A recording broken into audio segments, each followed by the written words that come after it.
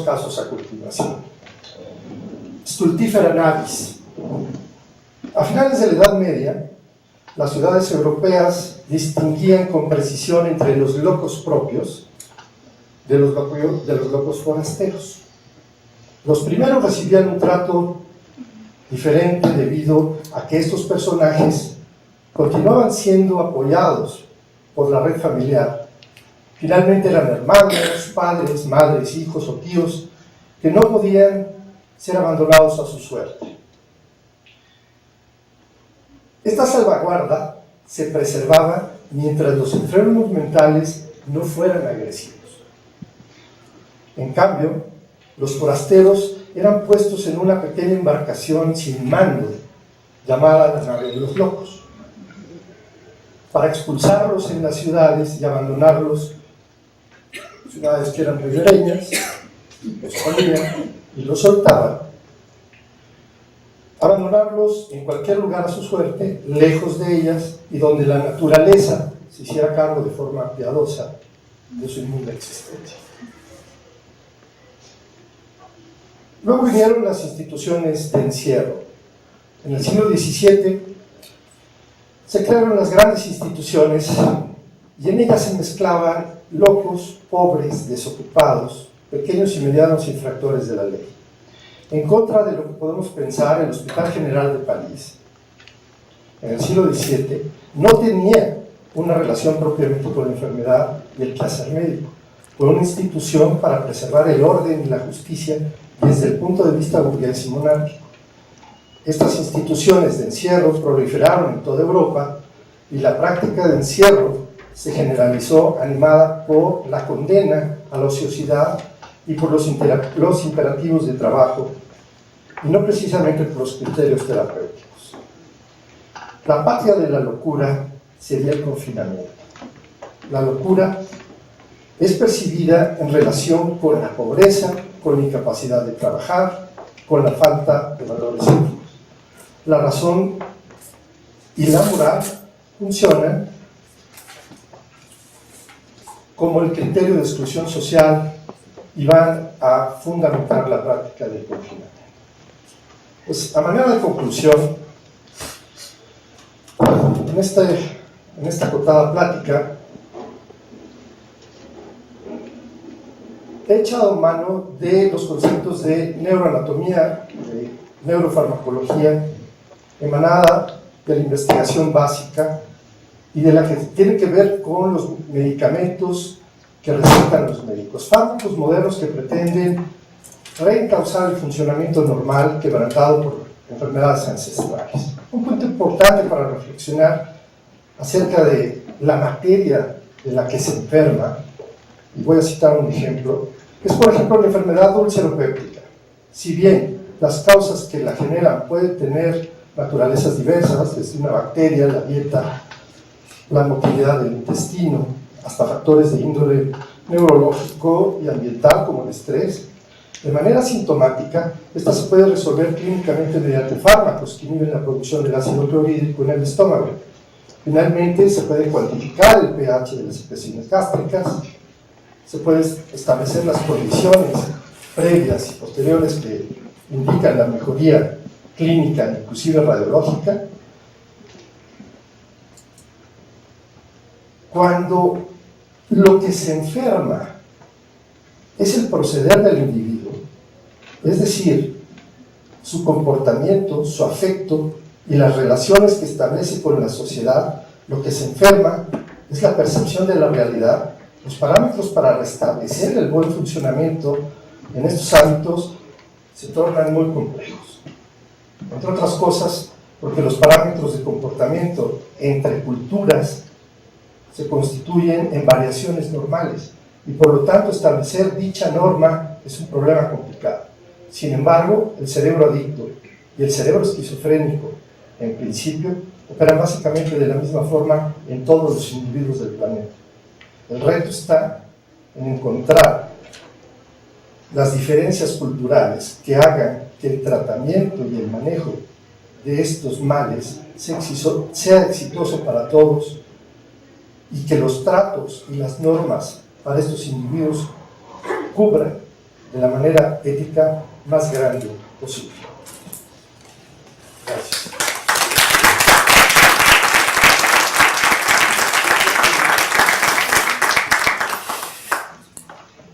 Hola, Juliana González.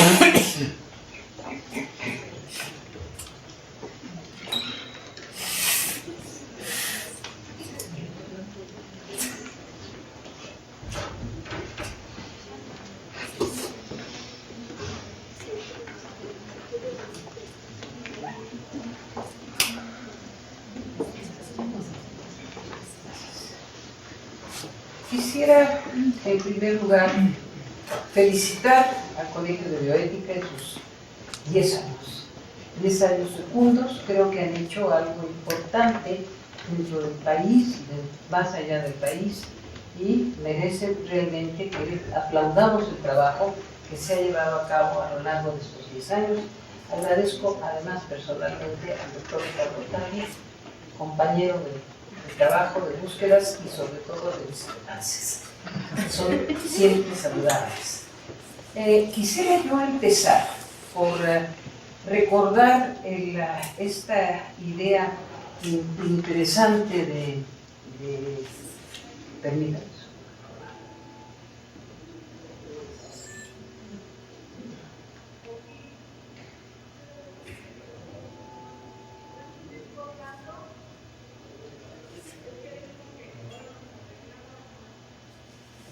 De Sigmund Freud.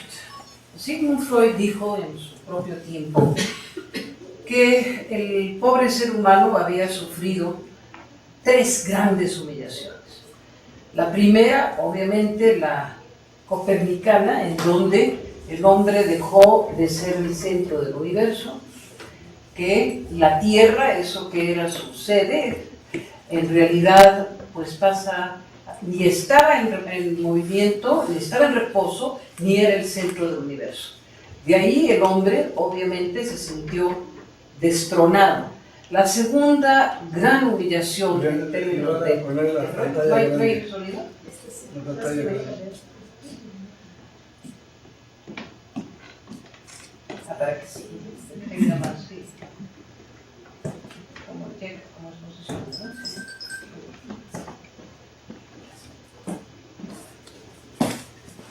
Sí. Ah, ¿no? Sí.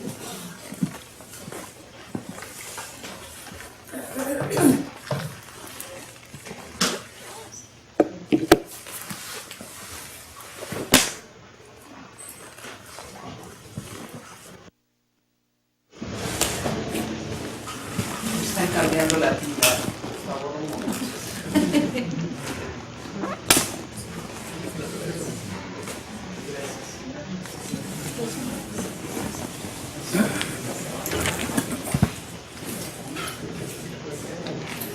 Entonces, 3 grandes humillaciones. La primera, la copernicana; la segunda, Darwin, obviamente, en donde ya el ser humano deja de ser el soberano entre todos los seres y donde, sobre todo, se rompe la idea tradicional de que hubiera un abismo entre el reino, el universo de la vida en general, particularmente de la vida animal, y el ser humano.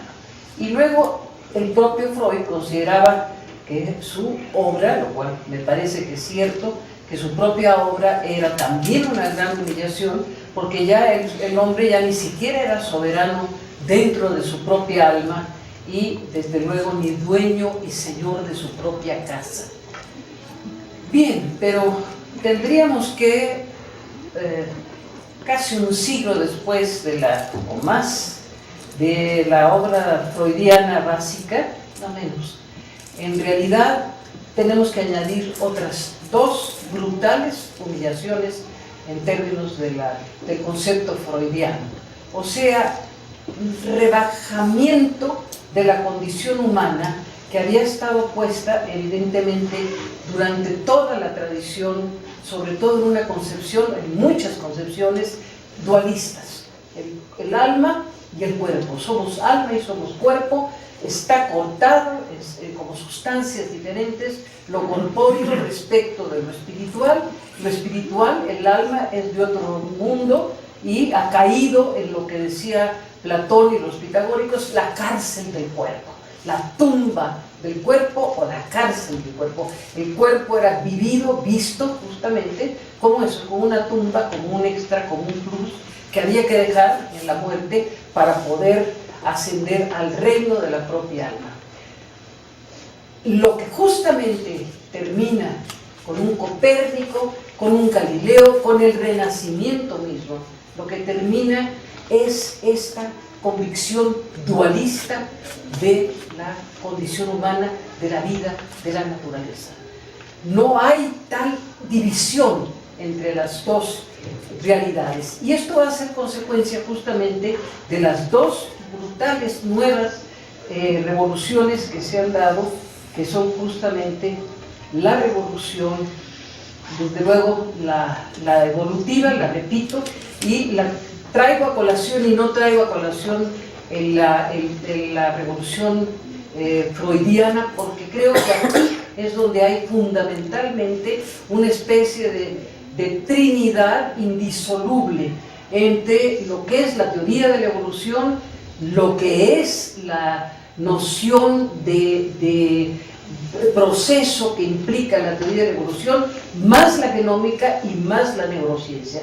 En el caso de la evolución, efectivamente, lo que estamos viendo o reconociendo, diríamos, es que la vida es un continuo, que no está rota en esas dos dimensiones, que además que el hombre obviamente no es imagen de Dios, ni centro ni dueño, que de hecho la vida es un proceso, que las especies no son sustancias estáticas terminadas, sino que están en proceso.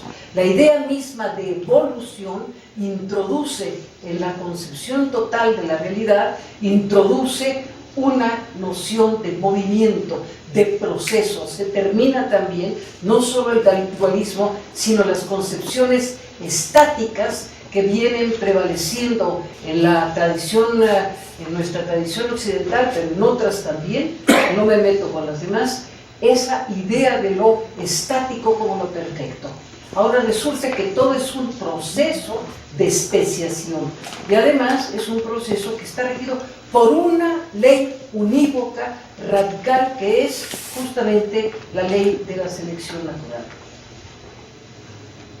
La maravilla de la gran revolución genómica, pues simplemente señalo unos cuantos momentos. Hemos descubierto el secreto de la vida, dijeron los grandes Crick, Watson, etc. Sin duda, dicen, la doble hélice es una molécula excepcional, que el hombre moderno tiene 50.000 años de edad, un poco más recientemente, que la civilización tiene apenas 10.000 años, pero que en cambio el DNA y el RNA han existido durante miles y millones de años.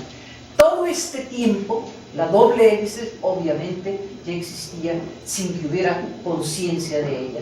El ser humano adquiere esta relevancia de ser el primero de percatarse de ella.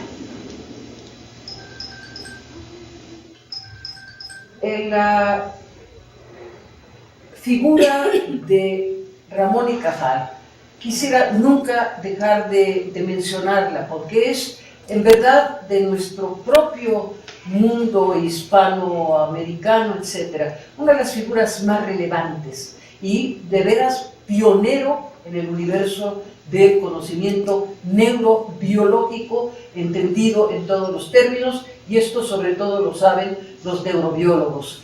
La neurona es el constituyente del sistema nervioso, cada neurona es una célula independiente en cuanto a su función, estructura y origen, aunque la clave o uno de los aspectos más fundamentales de lo que se va a descubrir, se va descubriendo día a día, es esta genial situación de interconexión de todas las células. Esto que se llama sinapsis, en donde no se unen, no se pega una célula a otra, sino que mantienen una distancia, y dentro de esta distancia se produce la comunicación, la transmisión de todos los elementos, fundamentalmente los elementos químicos, a través de fuerzas de electricidad. Química y electricidad vendrían a ir apareciendo como las fuerzas fundamentales de lo que es la vida.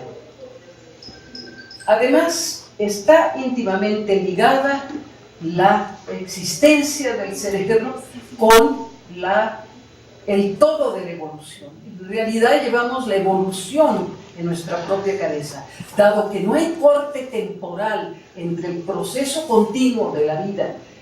De hecho, el hombre va a tener en el cerebro y en su programa genético también tiene la historia, el proceso mismo de la realidad viva dentro de sí mismo, con sus distintas etapas. Esta es una famosa idea de MacLean, que era la idea de que el cerebro era reino, o sea que constituía los tres grandes reinos de las distintas emociones, desde lo más bajo en un principio, que son las emociones más arcaicas, representadas en estas criaturas extraordinarias que todavía viven, en la idea del tiempo como la última creación fue el neocórtex, que es indudablemente, y esto todos lo saben ustedes, la forma más específicamente humana. En todo esto, tanto las tendencias evolutivas como la genómica y el propio desarrollo neurocientífico está generando una conciencia determinista del universo vital. No nos metemos con el universo de la materia, que también tiene un sistema determinista. El libre albedrío, entonces, decía ya el propio Darwin, es una alucinación causada por nuestra incapacidad de analizar nuestros motivos. Si fuésemos capaces de conocer nuestras motivaciones, entonces nos daríamos cuenta de que esto de que somos libres es una alucinación. ¿Y qué va a decir Watson? También acostumbramos pensar que nuestro destino estaba en las estrellas. Ahora sabemos que en buena medida nuestro destino está en los genios. Tus alegrías, Crick, tus alegrías y tus penas, tus recuerdos y tus ambiciones, tu identidad y tu libre albedrío, de nuevo, no son sino el comportamiento de un vasto conglomerado de células nerviosas. O somos un simio más, un poquito más adornado, más crecido, o somos justamente un sistema de escrito, de un código que llevamos en cada una de nuestras células, que es el conocido ya DNA. O bien estamos en nuestro cerebro completamente predeterminados. Esta sería la que yo quisiera destacar como una de las principales propensiones amenazantes que parecía tener en un momento dado la gran revolución de las ciencias de la vida. Esas humillaciones se convierten, de la metáfora de Freud, se convierten en una tendencia a eso que se va a llamar el monismo reduccionista y además determinista. Fatalidad, está escrito, no hay libertad, está ya, es algo material, es algo natural, todo aquello que alguna vez pensamos que era el alma, el espíritu, toda la dimensión espiritual de la vida humana queda, en este momento al menos, condensada, concentrada, reducida literalmente a el cerebro, los genes o mi condición de simio. Y la otra amenaza o el otro riesgo, que es a mi modo de ver mucho más determinante, más decisivo, es el de la posibilidad, junto con, porque estas nuevas revoluciones científicas no se dieron, esto también lo saben ustedes, no se dieron simplemente como pudieron haberse dado otras creaciones de la ciencia con el solo pensamiento, se dan en función de que poseemos unos instrumentos tecnológicos extraordinarios, desde el telescopio hasta la maravilla de todos los instrumentos con los que contamos hoy para estudiar. No hemos acabado de darnos cuenta hasta qué grado el hombre, la verdadera revolución, en otro sentido, es la tecnológica. El conocimiento no es tal, sino es porque contamos con unos instrumentos maravillosos. Y a su vez el conocimiento redunda en estos instrumentos. Entonces es una interacción de eso que habría que llamar, y está correctamente llamada en este sentido, la tecnociencia. Pero no solamente, además, estamos sobre la base de una dependencia para el conocimiento de la tecnología, sino que además da la gran casualidad, extraña, maravillosa, de que esta tecnociencia no solo es un poder de conocimiento, de descubrimiento, de adquirir verdades, sino que es un instrumento, es una capacidad de meternos en estas realidades. Esas realidades infinitamente pequeñas del genoma, de la célula, del universo integral de la red celular del cerebro o de nuestro propio genoma, son realidades que estamos revelando, como decían los propios científicos, estamos revelando el secreto de la vida. Ese secreto de la vida no solamente se revela, al revelarlo también sabemos que podemos meterle mano. Y esto lo dice.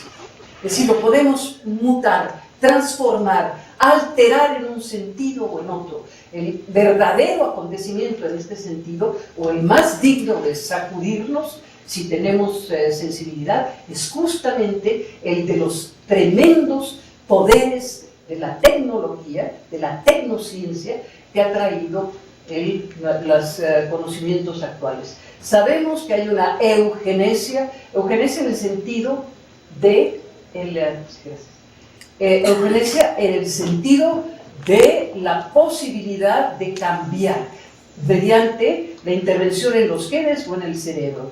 Entonces, la pregunta es, ¿cuáles son los criterios de la mejora? O sea, el problema ético capital ya no es tanto el del determinismo, que en última instancia se ha ido desplazando y moviendo. El verdadero problema es preguntarnos éticamente hasta dónde y cómo y con qué criterios y con qué validez podemos meter mano en el cerebro, en los genes, en el programa genético, etcétera, del ser humano.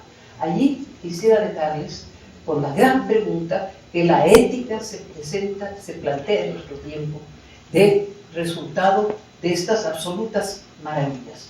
Indudablemente tenemos que reconocer, los filósofos, los humanistas, que hay una posibilidad positiva. Pero cuidado, ¿hasta dónde? ¿Hasta dónde vamos a mutar en el posthombre o simplemente? ¿Por qué? ¿Por qué no hemos de mutarnos en lo que se nos dé la gana? ¿Cuál es la respuesta? ¿Cuáles son los criterios, valores, juicios? Esto es ética. Y solamente a neuroética es que la ética tiene que abrirse a problematizaciones mucho más grandes, pero nunca ya se puede hacer ética de espaldas a la biología. Nunca más. Esto lo hemos aprendido, si quieren, con sangre, los filósofos, pero es algo inevitable. Gracias, los dejo con la pregunta.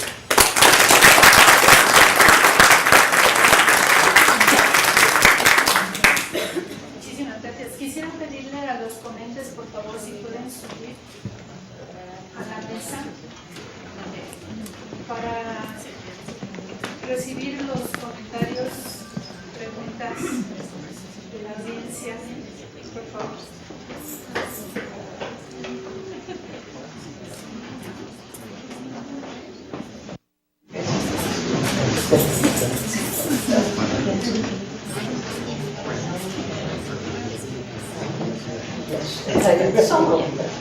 No. Si quieren tomar asiento, no sé si el micrófono sirve.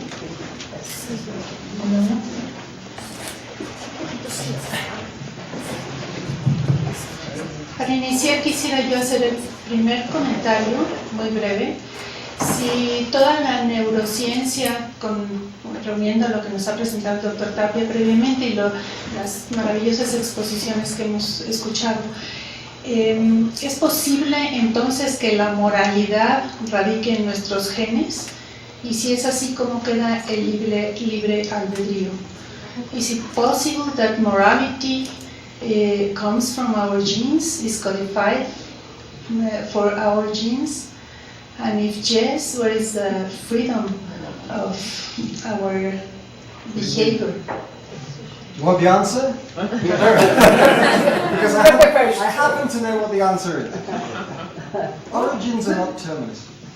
The fact that origins are not terminuses, the fact that something comes from somewhere doesn't mean that's where it is now. So I am not at all worried by the fact that to talk about the genetic basis of morality, or indeed the evolutionary basis. But that doesn't mean that's where we are now. Unless I hear an argument that I'm wrong about that. But in principle, acorns are not oak trees. There are changes. Sí, bueno, a mi modo de ver, sí está las raíces vitales de la moralidad están en los genes y en el cerebro. Esto creo que no lo podemos ya pasar por alto. O sea, desde toda nuestra evolución, la búsqueda de la vida, el impulso de vida y todo cuanto somos está indudablemente plasmado. Hay una naturalidad de la moralidad. Entonces es otro el fundamento para la moralidad ahora. La moralidad ya no nos viene ni de una razón pura, ni de una trascendencia. La moralidad nos viene de la propia vida. Pero no acaba solamente con con el condicionamiento, la condición de posibilidad del cuerpo. De ahí hay que pensar que, en primer lugar, pues el cerebro no está en una cubeta, como han dicho algunos pensadores, sino que está en el mundo y está en la historia. Entonces la ética es más compleja que la pura forma biológica de la moralidad, pero no puede ya trabajar sin esa forma, sin esas raíces biológicas.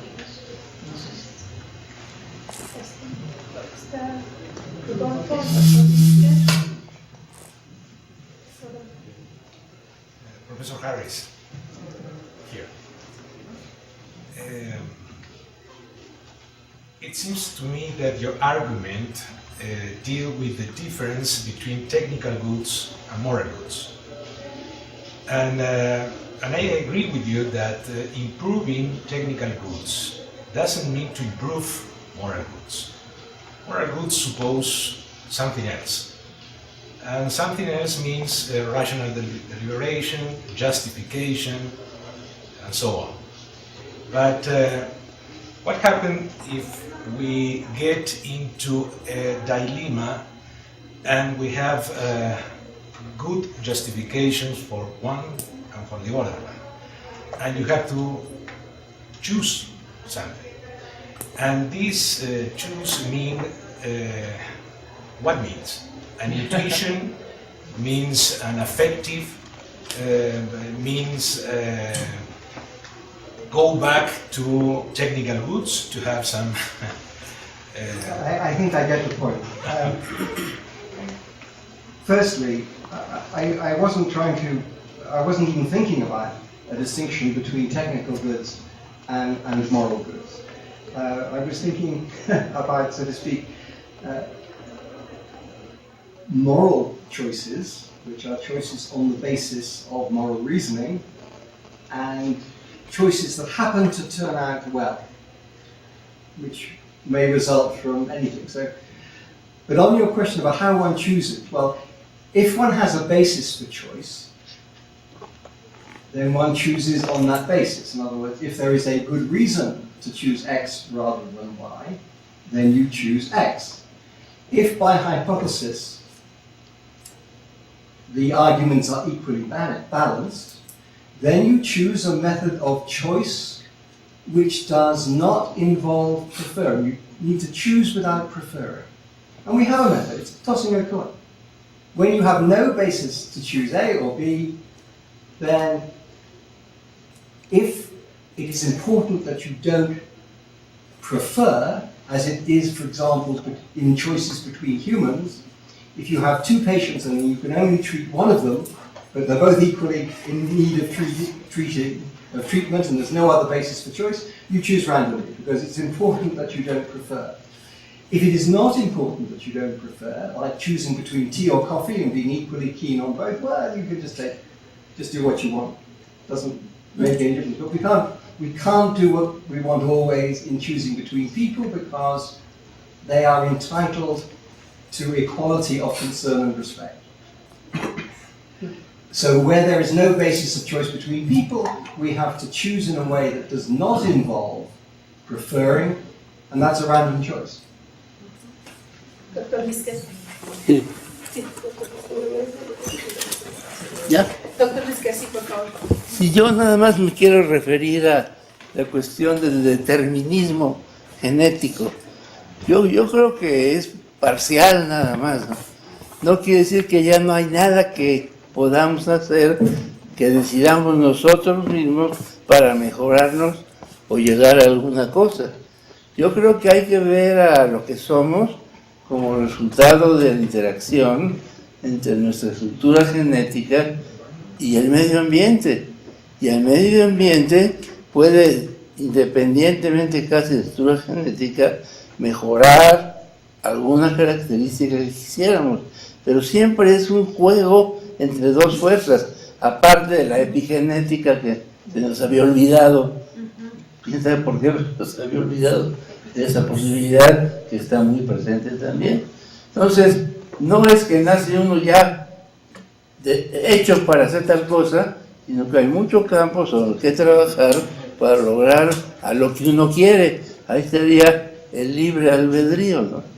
Pues sí se puede trabajar y no somos ya determinados para ser como tal, porque si así fuera, ¿para qué estudiamos? ¿Para qué venimos aquí? ¿Para qué vamos allá? Mejor nos quedamos en la casa sentados, escuchando la tele incluso, ¿no? A Chabelo, por ejemplo. Bastante poco informativo. Gracias, doctor Vizquez. There is an element which has to be present, must be present in all these arguments and discussions, which is the brain plasticity. Brain is extremely reactive to stimuli from the external environment. Is for good or for bad, is because of this brain plasticity that we are drug addicted, or many other responses of brain derived from this extraordinary plasticity. Responses of the human being derived from this brain plasticity. And this is what is more, well, the epigenetic, of course, also has an important role. But our evolution, in my opinion, will be the consequence of brain plasticity. You may be wrong. But not only. but not only of that. It couldn't only be that. Because there are many influences on evolution. Piedras. Professor Harris, you said that on the basis of a freedom that we should respect of being able to fall or to commit mistakes morally, you said that we should respect that freedom. No, that wasn't the. Did I? Well, okay, I will go on with the question. Because I was thinking that there is another way of accounting for mistakes that doesn't necessarily need to talk about freedom. That is to say that, well, all of our choices are determined by past events and by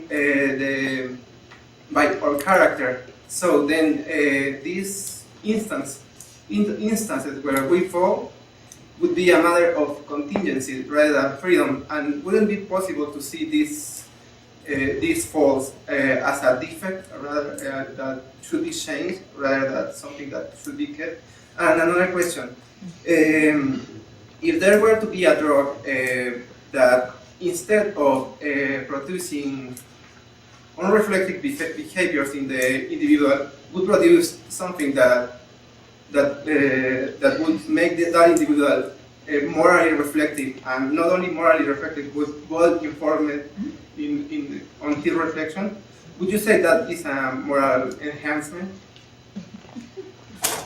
If I understand the question, first, I was shaking my head, and I'm sorry if I put you off your question by doing so. I didn't intend to imply we had to respect bad choices. Respect is a complicated notion, and my usual answer is respect has to be earned. And one of the ways you earn it is by being reflective and trying to make the right choices. So I didn't mean to imply that if people fall, we must respect that equally than if they resist falling and do the right thing. I just meant to say that there is no virtue in doing the right thing if it is impossible for you not to do it. So if we are totally determined in the way that the second part of your question implies, then there is no such thing as morality. I don't take a view about that. I suppose I'm a sort of compatibilist. I haven't heard a version of determinism which does not leave space for choice. And that's partly reflected in the way you put the second part of your question. I think you said something like we are determined by certain things and this influences our choices. Well, we're also determined by our previous choices. I mean, we are the product of the choices that we make. They make us the sort of people that we are. So far from being, so to speak, the prisoners of determinism, we are the creators of the way we are determined. At least that would be my way of thinking about it. Doctor Tapia. Yo quería comentar respecto a la pregunta que hizo Patti, si la genética está teniendo que ver con la conducta o con la moralidad. Yo creo que la genética, ni aún la epigenética, tiene nada que ver con la conducta de todos los días y de cada momento de un cerebro. La conducta depende de lo que está pasando en ese momento, en ese cerebro, y no de los genes que finalmente son los que crearon ese cerebro, porque los circuitos sí se forman a partir de la información genética. Sí. Y tan es así que por eso está la plasticidad que mencionaba la doctora Pasantes. En el momento en que el cerebro es afectado por el aprendizaje, la educación, el medio ambiente y por las drogas y la enfermedad. Entonces, si la conducta, si de pronto hay una conducta que podríamos llamarla mala o moralmente mala, Eso no depende de los genes, sino de lo que en ese momento está pasando en el cerebro.